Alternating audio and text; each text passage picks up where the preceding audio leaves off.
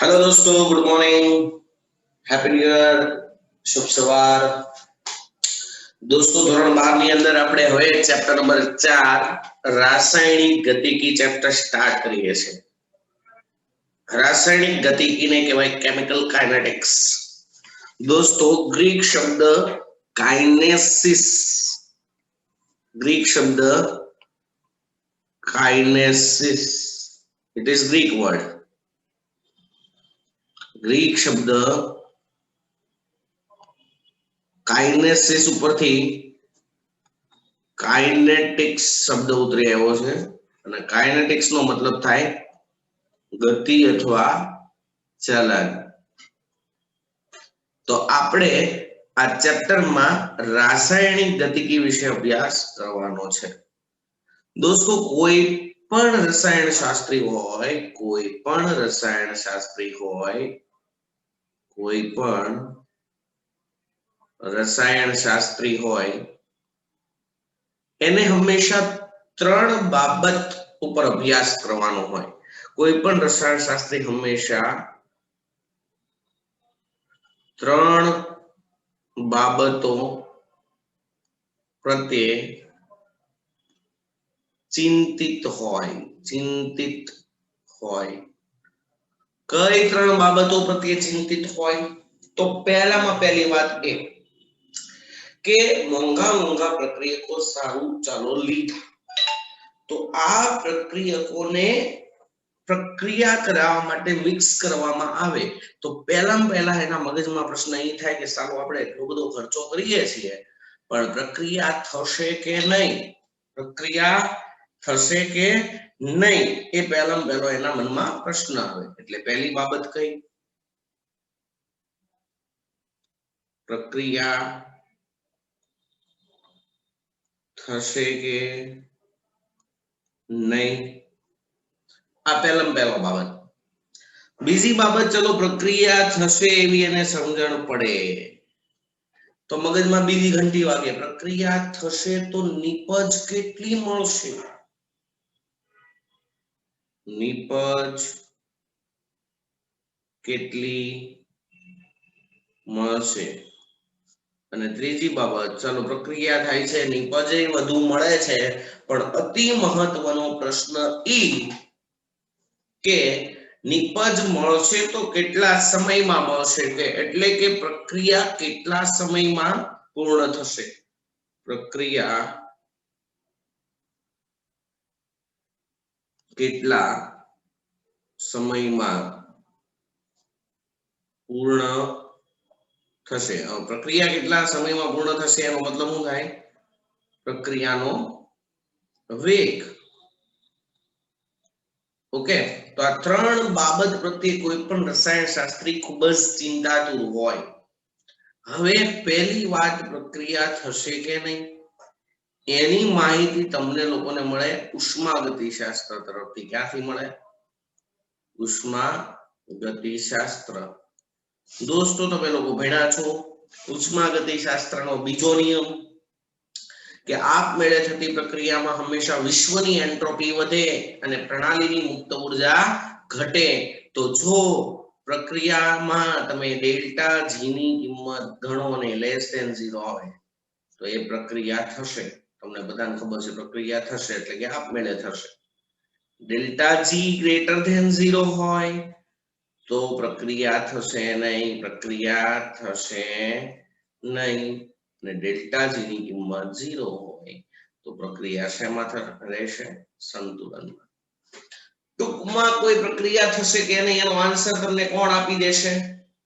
કોણ આપી દેશે? ઉષ્માગતિશાસ્ત્ર આપી દેશે। ચલો, ત્યારબાદ નિપજ કેટલી મળશે? ભાઈ નિપજ કેટલી મળશે એનો જવાબ તમને લોકોને આપશે સંતુલન।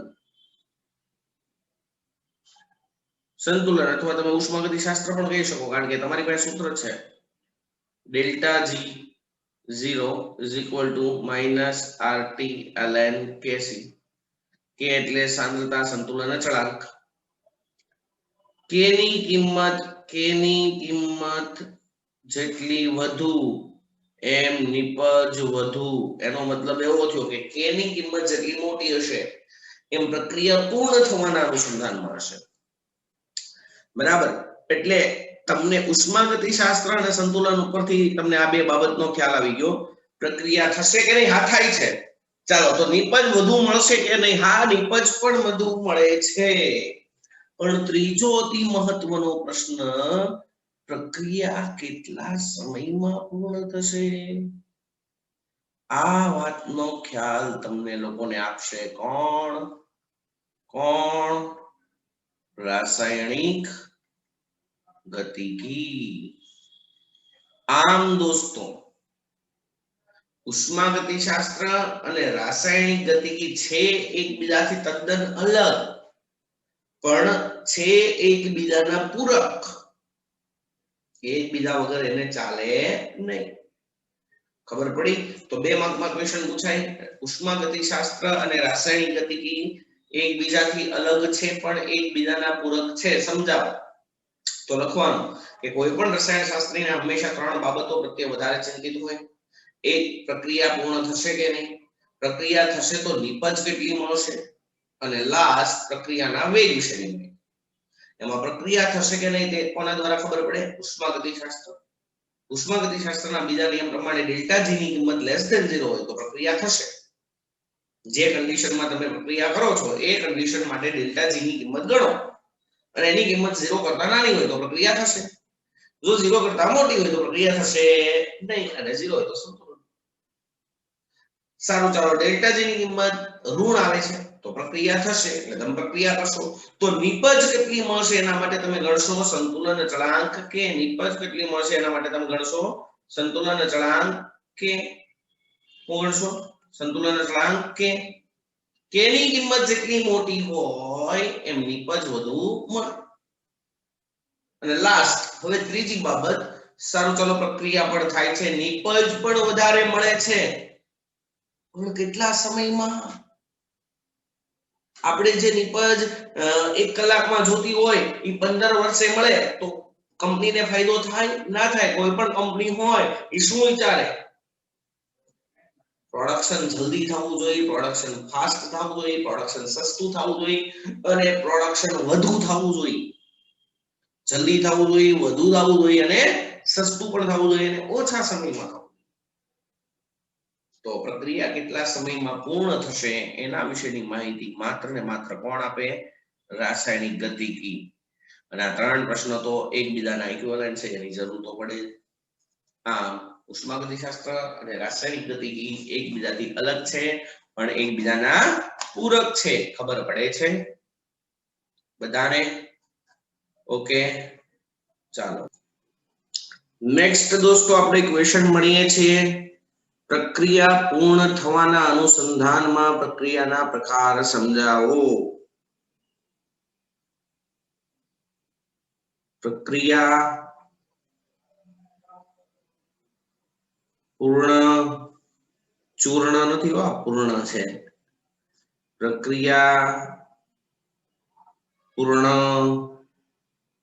થવાના અનુસંધાનમાં પ્રક્રિયાના પ્રકારો. દોસ્તો, પ્રક્રિયા પૂર્ણ થવાના અનુસંધાનમાં પ્રક્રિયાના મુખ્ય 3 પ્રકારો છે. એક, ઝડપી પ્રક્રિયા, એક ધીમી પ્રક્રિયા અને એક અતિ ધીમી પ્રક્રિયા. પ્રક્રિયા પૂર્ણ થવાના અનુસંધાનમાં રાસાયણિક પ્રક્રિયાના મુખ્યત્વે 3 પ્રકારો છે. કેટલા પ્રકારો છે? 3 પ્રકારો. હું અહીંયા શોર્ટમાં લખતો હું, તમારે આખું લખવાનું. પ્રક્રિયા પૂર્ણ થવાના અનુસંધાનમાં પ્રક્રિયાના મુખ્યત્વે 3 પ્રકારો છે. કયા કયા? તો એક, અતિ ધીમી પ્રક્રિયા. અતિ ધીમી પ્રક્રિયા જે સામાન્ય સંજોગોમાં ના થતી હોય, આવી પ્રક્રિયાઓ પૂર્ણ થવા માટે વર્ષો લાગી જાય. આવી પ્રક્રિયાઓ પૂર્ણ થવા માટે વર્ષો લાગે એવી પ્રક્રિયાને અતિ ધીમી પ્રક્રિયા કહેવાય દોસ્તો. કેવી પ્રક્રિયા કહેવાય? કેવી પ્રક્રિયા કહેવાય? અતિ ધીમી પ્રક્રિયા, કે જે પ્રક્રિયા પૂર્ણ થવા માટે વર્ષો લાગી જતા હોય. ઉદાહરણ તરીકે હવા અને ભેજની હાજરીમાં લોખંડનું કટાવવું. લોખંડનું કટાવવું એ અતિ ધીમી પ્રક્રિયા છે દોસ્તો. લોખંડ ધીમે ધીમે કટાય. હવે આવી પ્રક્રિયાઓના પ્રક્રિયા વેગ છે એ આપણે પ્રાયોગિક રીતે નક્કી કરી શકીએ નહીં. ફિક્સ એવું ના કહી શકીએ કે એટલા સમયમાં લોખંડ એટલું કટાશે, એવું કહી શકીએ ના કહી શકાય. એટલે આવી પ્રક્રિયાઓના પ્રક્રિયા વેગ પ્રાયોગિક રીતે નક્કી કરવા મુશ્કેલ છે. પ્રક્રિયા વેગ એટલે શું? પ્રક્રિયા વેગ એટલે શું? એકમ સમયમાં પ્રક્રિયકની સાંદ્રતા. હવે કોઈ પણ પ્રક્રિયા હોય, સમજી લો કે કોઈ પણ રાસાયણિક પ્રક્રિયા હોય, એમાં પ્રક્રિયકમાંથી નિપજ જ બને. That's all. પ્રક્રિયામાં હંમેશા શું થાય? પ્રક્રિયકમાંથી શું બને? નિપજ. Reactant gives product. તો ધીમે ધીમે પ્રક્રિયા દરમિયાન પ્રક્રિયકનો જથ્થો ઘટે અને નિપજનો જથ્થો વધે, તો આપણે પ્રક્રિયાનો વેગ એમ કહી શકીએ કે એકમ સમયમાં પ્રક્રિયકની સાંદ્રતામાં થતો ઘટાડો અથવા નિપજની સાંદ્રતામાં થતો વધારો, એને કહેવાય છે પ્રક્રિયાનો પ્રક્રિયા વેગ. હવે લોખંડ કેટલા સમયમાં કેટલું કટાય એવું નક્કી કરી શકાય ખરું? કરી શકાય નહીં. તો એ પ્રક્રિયાને કેવી પ્રક્રિયા કહેવાય? અતિ ધીમી. એકચ્યુઅલી આ લોખંડનું કટાવાની પ્રક્રિયા ખૂબ જ ધીમી હોય, એને વર્ષો લાગી જાય લોખંડ કટાવવા માટે. નક્કી ન હોય ટૂંકમાં. અમુક વખત જલ્દી કટાઈ જાય, અમુક વખત ધીમે ધીમે કટાતું હોય લોખંડ. બરાબર છે? એટલે લોખંડનું કટાવું ખૂબ જ ધીમી પ્રક્રિયા છે. વાતાવરણમાં N2 અને O2, સૌથી વધુ પ્રમાણ વાતાવરણમાં નાઇટ્રોજનનું છે 78%, O2 નું પ્રમાણ 21%. નાઇટ્રોજન અને ઓક્સિજન બે ભેગા જ હોય છતાં N2 અને O2 વચ્ચે પ્રક્રિયા થઈને NO બનતો નથી. એ પ્રક્રિયા અતિ ધીમી પ્રક્રિયા છે. કેવી પ્રક્રિયા છે? અતિ ધીમી પ્રક્રિયા છે. ત્યારબાદ બીજી જે પ્રક્રિયા છે એની આપણે ચર્ચા કરીએ તો બીજી પ્રક્રિયા લેશું આપણે ઝડપી પ્રક્રિયા. કેવી પ્રક્રિયા? તો કે ઝડપી પ્રક્રિયાઓ. દોસ્તો આવી પ્રક્રિયાઓ પૂર્ણ થવા માટે ખૂબ જ ઓછો સમય લાગે. આવી પ્રક્રિયાઓ નેનો સેકન્ડ, માઇક્રો સેકન્ડમાં થઈ જાય. આવી પ્રક્રિયાઓ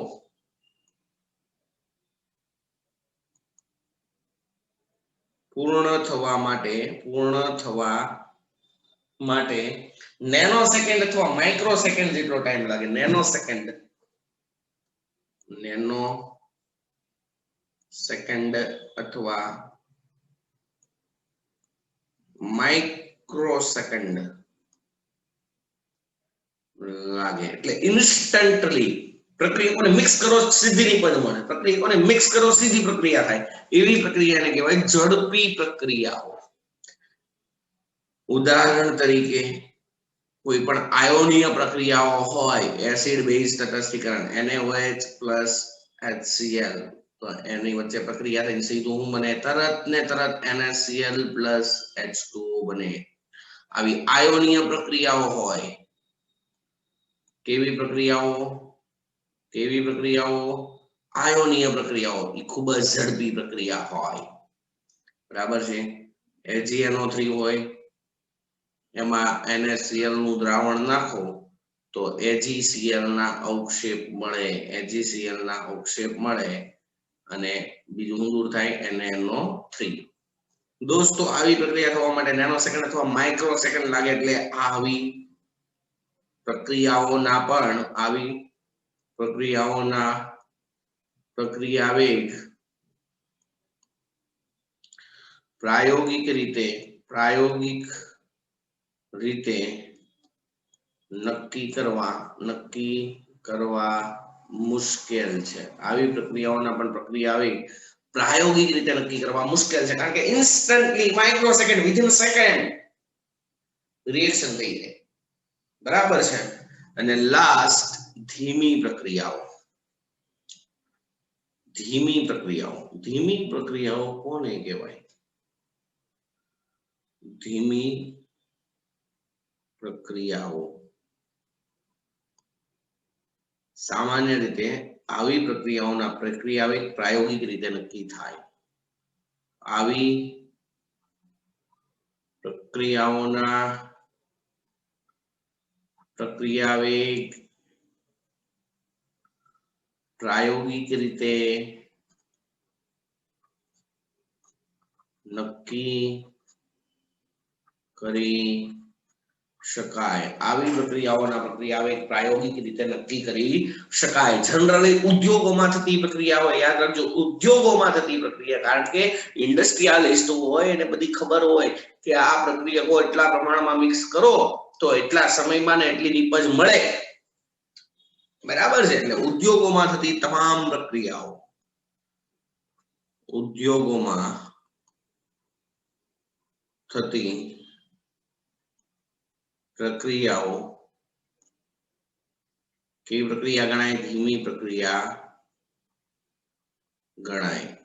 અને એના તમે પ્રક્રિયાવેગ તમને ખબર હોય, ઉદાહરણ તરીકે ડાઈ નાઇટ્રોજન અને डाई हाइड्रोजन गैस वच्चे प्रक्रिया करवामां आवे तो आनी सामान्य तापमाने प्रक्रिया थती नथी, एटले सामान्य तापमाने आ प्रक्रिया केवी कहेवाय? अति धीमी। पण 573 केल्विन तापमाने 312 दबाणे FeO उद्दीपकनी हाजरीमां प्रक्रिया करवामां आवे तो आ प्रक्रिया से चौक्कस समय में पूर्ण थाय अने 2 मोल अमोनिया वायु आपे।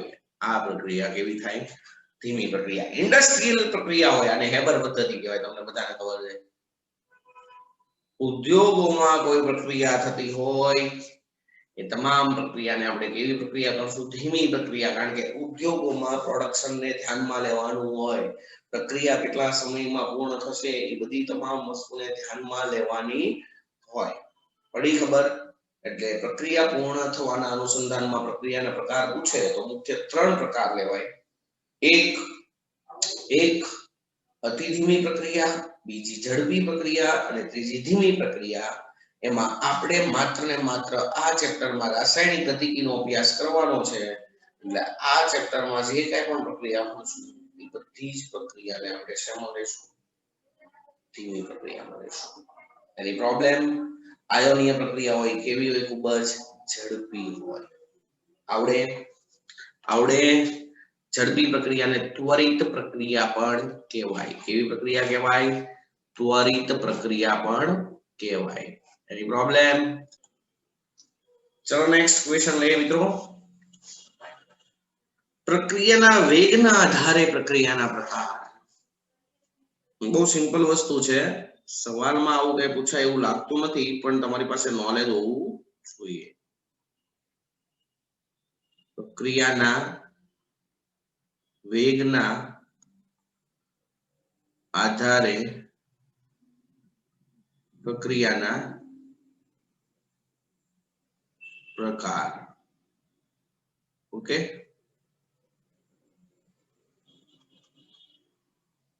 कोई पण प्रतिवर्ती प्रक्रिया होय दोस्तों, केवी प्रक्रिया?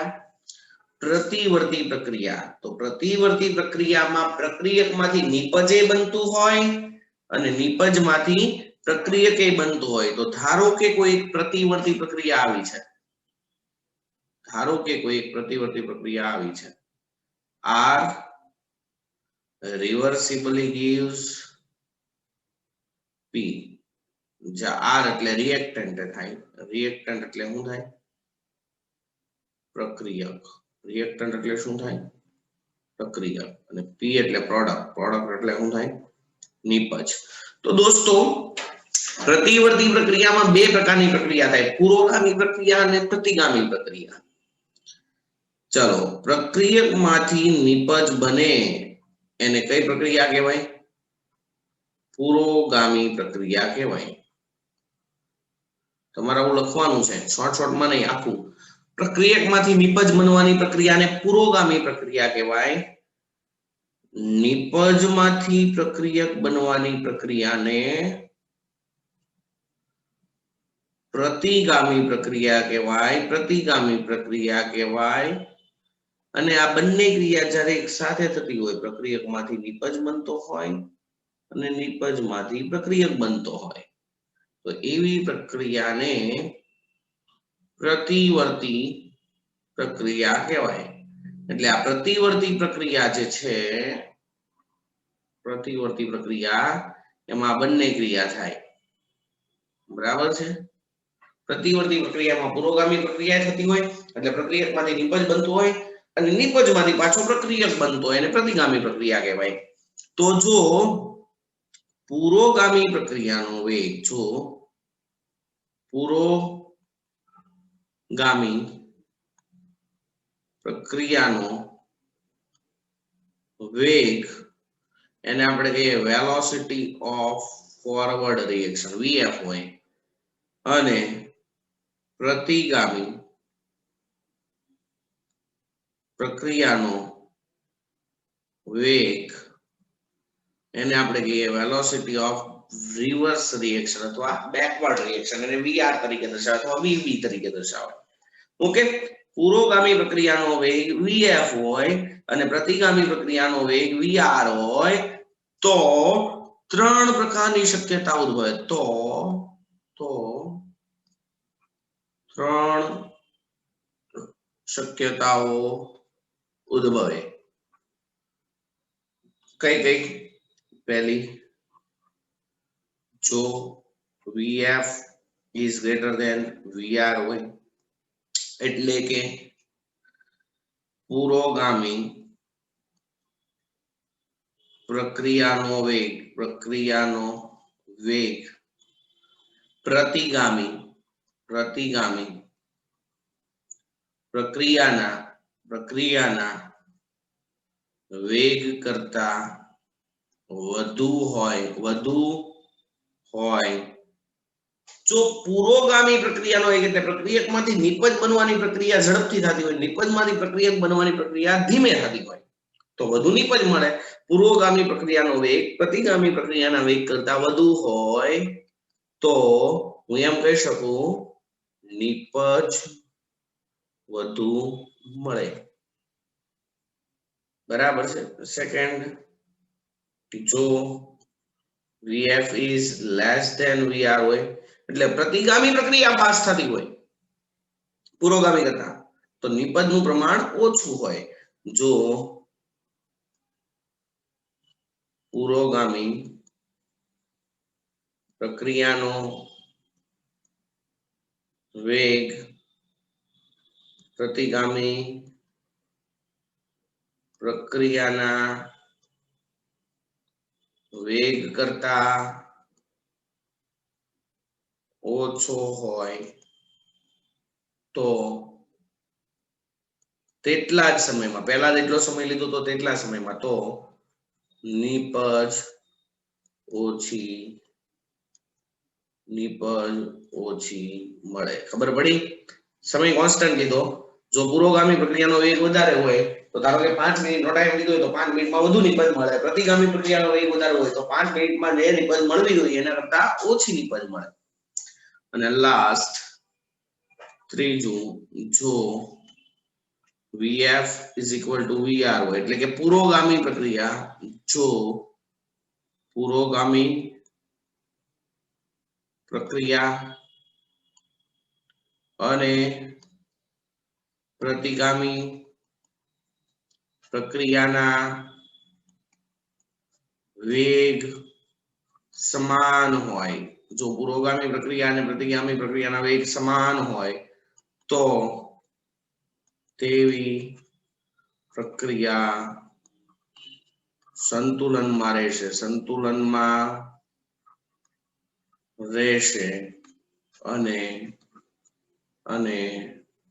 અને ત્યારે પ્રક્રિયકો અને નિપજોની સાંદ્રતા કેવી બનશે? અચળ બનશે. હું સરખી નથી કહેતો, અચળ કહું છું, યાદ રાખજો. જે તબક્કે પુરોગામી પ્રક્રિયાનો વેગ અને પ્રતિગામી પ્રક્રિયાનો વેગ સરખા થાય ત્યારે પ્રક્રિયકમાંથી જેટલો જથ્થો નિપજમાં બનતો હોય એટલો જ નિપજમાંથી પ્રક્રિયક બનતી હોય. એટલે એવા તબક્કે પ્રક્રિયક અને નિપજની સાંદ્રતા કેવી થઈ જાય? અચળ. આમ પ્રક્રિયાના વેગના આધારે પ્રક્રિયા ત્રણ પ્રકારની શક્યતા ધરાવે.